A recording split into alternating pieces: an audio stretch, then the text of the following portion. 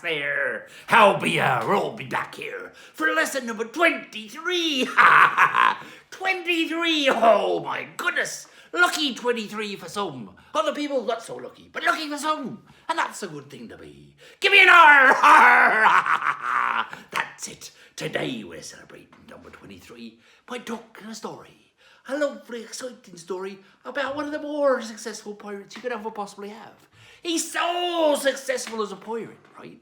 That they have museums for him, right? Museums talking about him, right?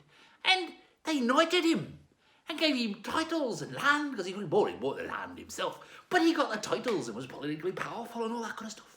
And people think of him as a hero and an explorer, but he'd be a pirate. He does. He's a pirate. He was the Queen's privateer. Yes, Sir Francis Drake. That's right, he'd be a privateer for Queen Elizabeth the First. Not that current one you got, but Queen Elizabeth the First. And he was her man, right? A pirate for her. He'd steal and then they'd divvy up the goods there, right? He was a privateer, and that's how he did all these big adventures. We're all due to him being a pirate. That's true. And how successful was he? You hear all about him. He's a hero, they say, but no, he'd be a pirate. That'd be right. So, he was born, right, in Devon. Good place for pirates. That's where I come from myself. Devon, right? Devon pirate, that kind of stuff, right? But at 10, right, they were religious persecution, right? They were Protestants, his family and all that, and they had to move away. So they went to London, right? And he got a job then as a 10-year-old working on the Thames as a pilot in a pilot boat, right? Now, pilot boats, they're the ones that go out, right? And the pilot actually helps get the ships, park them, right? Put them in the right spots and that, because harbours are all different. So there's people that know the harbours really well. So when the sailor brings his big ship in, the pilot will go out and he'll help him guide and pass, so he doesn't run into anything. He knows the right places to go to, right? That's what a pilot does, right? Pilot of a ship, anyway. Planes, that's another story. You're going to have to talk to somebody else about that, right? But no, he'd be a ship's pilot. He did that from 10 years old, right? He's working there, and they did a bit of trade, like fish and stuff, or over to France and all that for some wine and all that kind of wine and cheese and all those kind of things, right? So he did that for about 10 years. And when he was about 20, right, the owner of that ship that he's working on, the pilot himself, passed away. He had no family. So our old hero, Sir Francis there, right, he inherited it all. So he could have had a life, you know, comfortable life as a pilot, but he thought, no, I'm not going to do that. And he sold up the business, right, sold up the business, and he went and got a job with the Hawkins family. The Hawkins family. And they be, what do you guessed it, privateers, pirates. That's right, pirates of the Queen. All right, so that's it. He had a privateer. He would have been a king when he started, I'd imagine. Right, so he went there, and he got that job. And he started working for them, right? And so the first job they had, right, is they work with these privateers right, down the coast of West Africa, right? Attacking the Portuguese, their towns and their ports, and pillaging their boats and all sorts of things like that. So he did all that kind of stuff, right? But in his first go, right, he was attacked by some Spanish ships, right? They attacked him and they sunk his ship. And he only got saved, right? A lot of them drowned, but he could swim. So he saved himself by swimming out of it, right? But that gave him his lifelong hatred of the Spanish, right? And then he became a thorn in their side ever after. Now, I bet they wish they didn't do that after all. That'd be right. Oh, I reckon old Drakey would have had a good pirate laugh, wouldn't he? Give me a pirate laugh. One for Drakey.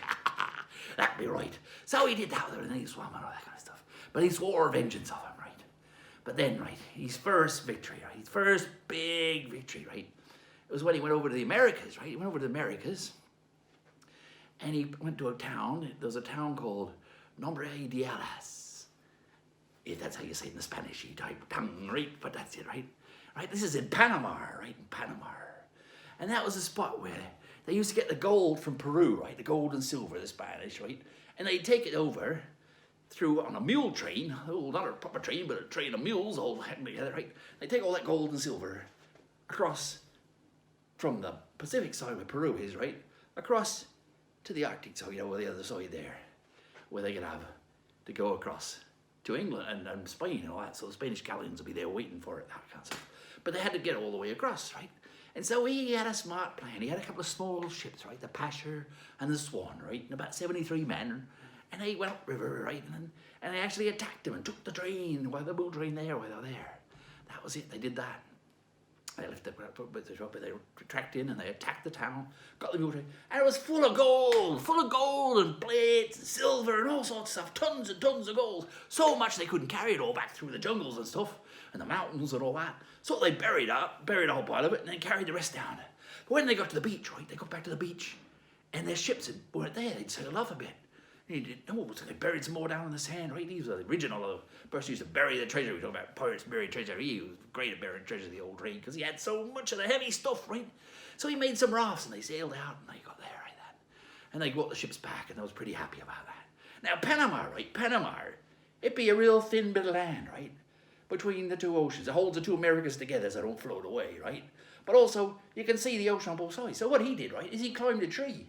And he could actually see the Pacific Ocean on the other side, right? Just by climbing a tree, you could see it over there. And he thought, I'm going to sail that one day, right? I'm going to sail that one day, because that's the thinnest part, right? A very thin amount of ground between the two blocks. So much so, in other years, like later on, right? They actually cut a big channel through there, right? Through the Panama. And they call that the Panama Canal, right? So boats can sail through there, rather than sail right round through the bottom bit, round there on the Cape of Horn down the bottom, right? They wouldn't care on that, right? Because that's what they did, so they'd sail and all that kind of stuff. And now, right, we're talking about before, I told you about sailing now, they keep things simple, we pirates, we kind of like to keep things simple, right? We don't want to confuse you, right? And that's even now, technical terms, like, if I said to you Panamax and Capesize and Handysize, you think, what's he talking about? That makes no sense to me at all. But when I explain it, you'll understand. It makes a lot of sense, right? It makes so much sense, because Handysize, you look at those tankers, right? When you're on the beach, sometimes you can see the big ships sitting out there, or you can see them coming in the harbour, the big container ships that have all the stuff in them, right? The big ships, big long ships, right? Well, Handysize are the size that can just pop in and out of ports, no trouble, just an up and down coastline and all that kind of stuff. They're only smaller ones, right? And they call them handy, because they're handy to get things around, right? The next size up, right, the bigger size, is called Panamax, right? And Panamax that's short for the maximum size ship that can go through the Panama Canal. See, makes sense. And so, the other size, the bigger size in that is Cape size, because they have to go round the Cape. Makes sense, doesn't it? We don't try to fool you, mate. We don't try to fool you. We keep it all sensible. Sensible, you can learn it. Not like the HSE stuff. You go, with sail stuff, it just comes in and it just sticks there, because we don't like to be tricky, that kind of stuff. We're tricky when we take your money and stuff like that. But when you're trying to learn stuff, it's easy stuff, right? So that's where the Panama comes out. So he had a look over there, he thought, I'm going to sail there. And he went off that. So he sailed back, and he was a hero, right? He sailed back to England. And he became a hero there, right? They loved him. Because he brought back whole piles of gold he gave off to the Queen and all that kind of stuff. So successful, right? And then things had settled down with the Spanish a bit, and they thought, well, we might get rid of him a bit, and he can go over and pester them around the Pacific side, right? Because the Spanish used to sail around that end. But the English hadn't really gone around that way. Right? So Queen says, go around the other side and pester him around there and get us some treasure and stuff like that. Being the old pirate that he was, he went, all right. So he sailed there with a few ships, but he then eventually only got round with one ship, which was his Golden Hind, that ended up being called, right? The Golden Hind, right? So he sailed right down the bottom, right down around Cape Horn, right? Cape Horn's the bottom of the Americas, right? So right down the bottom right there, right? Through the Magellan Straits, they call them the Magellan Straits.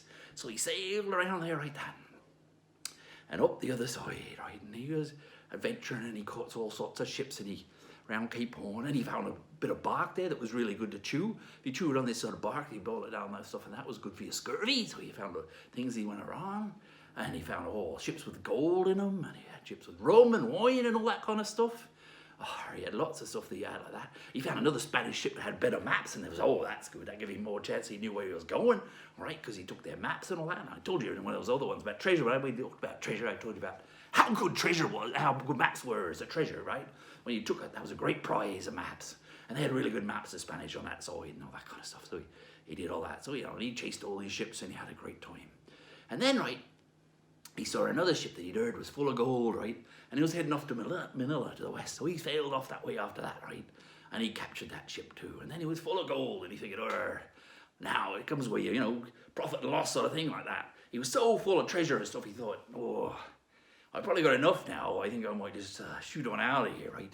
But, he'd taken a few hits and all that sort of stuff, and the ship was a bit leaky. He'd been around for a while like that. He left a few years ago, these time adds up as you go, and the ship gets a bit of wear and tear and all that sort of stuff. So he thought he'd sail northwest, right? Northwest, and he went up, sailed north, right? And he ended up finding North Carolina, right? And he found this beautiful little port there, and he named it New Albion, and claimed it for the Queen, put up a plaque and all that kind of stuff, saying, hey, this is our place now, arr.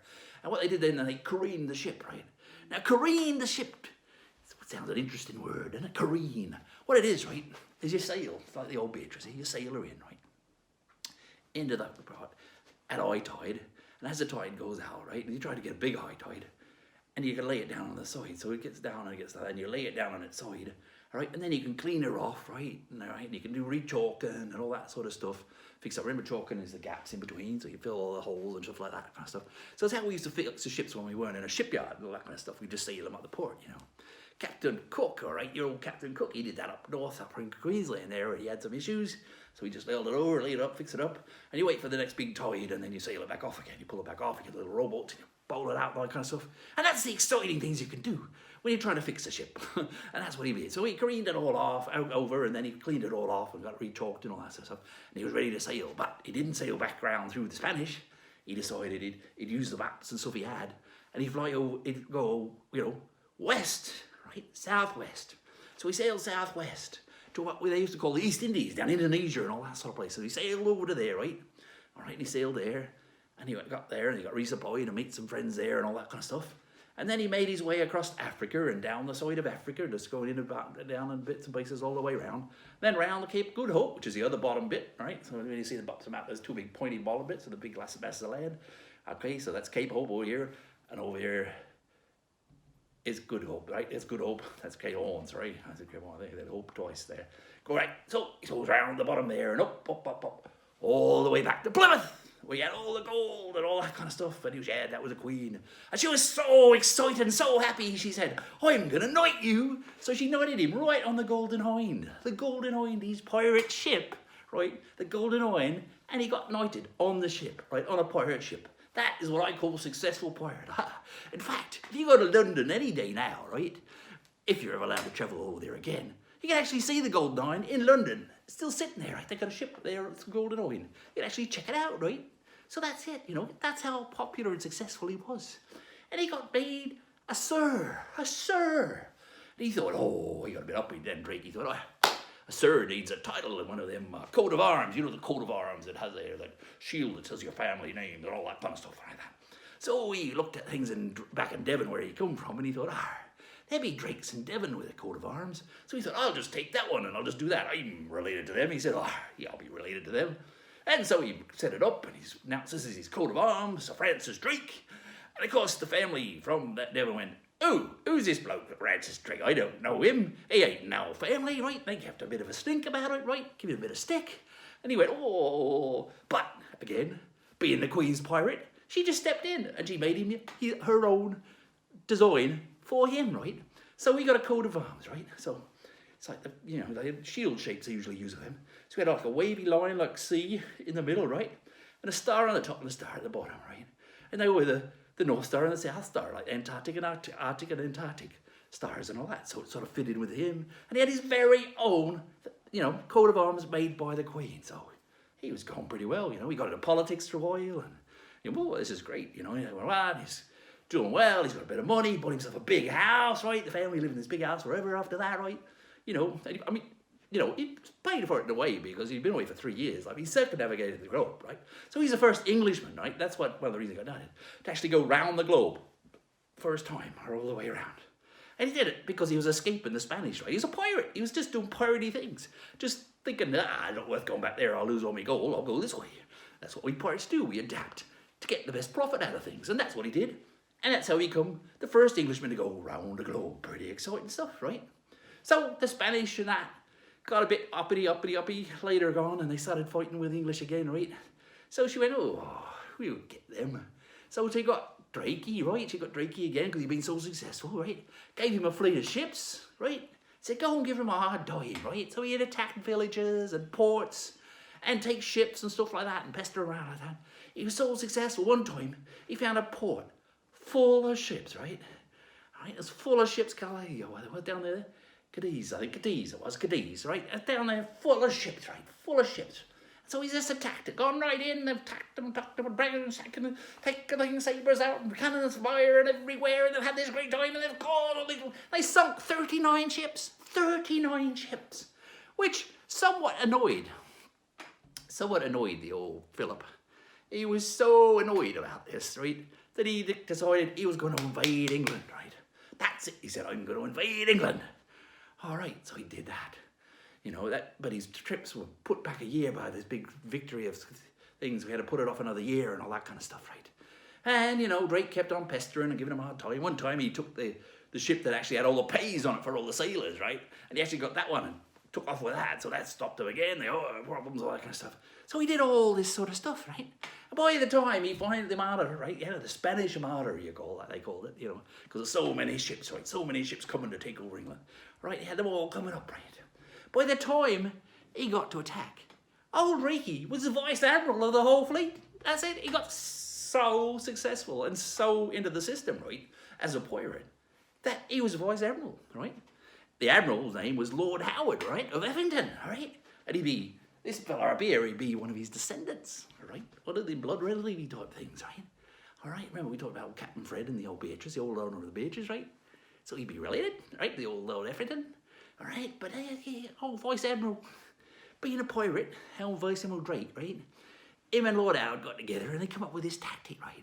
So, as the ships got close, they released all these fire ships, right? They made all these ships, right? Really piratey trick that actually burned, right? And they let them into the actual fleet of ships. So there was so many Spanish ships coming, but they had all these fire ships and that broke them up, right? That broke up the fleet, the Armada, right? So they all started going out into deeper water because they're trying to get away from the fire. Because at sea, in wooden ships, right, with no motors and lots of sails and canvas and wood and all that stuff, you don't want no fires, right? So they were scattering all over the place, right? A lot of the English ships were smaller too, so they could tuck in early and just boom, boom, boom, boom, and attack them that way kind of stuff. And so they absolutely demolished them, right? They absolutely demolished them, right? And so they destroyed the Spanish Armada, left them in ruins. They chased them all back down the coast and hassling them and rattling all that kind of stuff. And he became a great hero again. Oh, Drake, he was a great hero because he did that to him, right? Him and everyone knows it. And he was good. Again, being a pirate, he used these publicity sort of techniques that we use, and marketing and all that kind of stuff. So he let them know he was waiting for the tide to come before he attacked, of course, you know, so he couldn't get the ships out with the tide low. But what he did, he went and played bowls. And so the legend became, right, that he was so relaxed about the Spanish Armada. You know, those fleets of ships, right? He was so relaxed that he was playing bowls. He said, I'll finish my bowls first. Of course, he couldn't leave until the tide was up anyway. Downward anyway, right? The tide was up anyway, so he just went, you know, these are the little ways. The little ways you make your reputation, right? You spread the little germ of an idea in you. Let it grow. And then you become this great hero. And everybody knows Sir Francis Drake. Circumnavigated the globe. First Englishman to do that. Destroyed the Spanish Armada. Great hero, but a pirate. And he remained pirating for ages, right? He just working in the sea. He never left the sea, right? Even in his 50s, he was still out there. Of course, he started to lose his edge, right? And you know, things didn't go quite as well. He had a few, you know, over in the Americas, the Portuguese, he failed taking over a ship and lost one of his ships. He attacked a few towns and that didn't work out too good for him. And so, you know, he wasn't so successful later in life. But you never hear about that, right? Because, you know, all that success he had when he was young. And the old blighter, right? The old blighter, at 56, he died of dysentery of all things. Dysentery, that's right. Dysentery. If you don't know what dysentery is, I'd say ask your mum or your dad, because they'll give you a chuckle anyway. But yeah, you know, he died of dysentery, right? Barry's got sick and had problems with the bottom bits, you know. Dysentery, sad way to go, right? And so he wanted to be buried in full honours, right? So they got him and they put his armour on. He had an armour plate, shield, and that kind of stuff. And they put him in a lead-lined coffin. Maybe that was something to do with the dysentery, I'm not sure, right? And they sealed it up and they buried him at sea, right? Buried him at sea, off Portobello it is, apparently. And they've had divers and all sorts of things looking for his coffin. But nobody's ever found the old Francis Drake. Maybe he sailed off, a bit like Blackbeard. Maybe he's a ghost, travelling the world in his lead-lined coffin. Who knows? But he'd be a hero. And he'd be the Queen's man. Queen Elizabeth I. That'd be right. Privateer she was. And she made lots of money out of him, right? Every time he'd come back with all that treasure, 50-50, right? He invested a lot himself, but she was getting good money out of it herself. And that's how the old privateers worked, you know. Saved having a navy if you could have that. And then with Drake, you know, you can actually bring him into the fold when you're actually fighting them proper. You know, the privateers are when you sort of have one of those wars and you pretend to have a war, but you're not really having a war. But when you're actually fully fighting, you go, oh no, he's my voice admiral. And other times he's, oh no, that guy, he's just off of the, I'm not sure what he's doing now. But you talk to any of them English guys, Sir Francis Drake, he be a hero. Pirate and hero, Sir Francis Drake. And that be the end of lesson number 23. Oh my goodness, 23. Who would have thought it possible? I think I've talked enough now. I think it's time we just have one laugh, one good laugh, and I'll pipe you all down. So give me a laugh. Let's stand, feet apart. Let's get into rock. That be it. Now give me that laugh, and I'll be seeing you all later. Avast there, me beauties.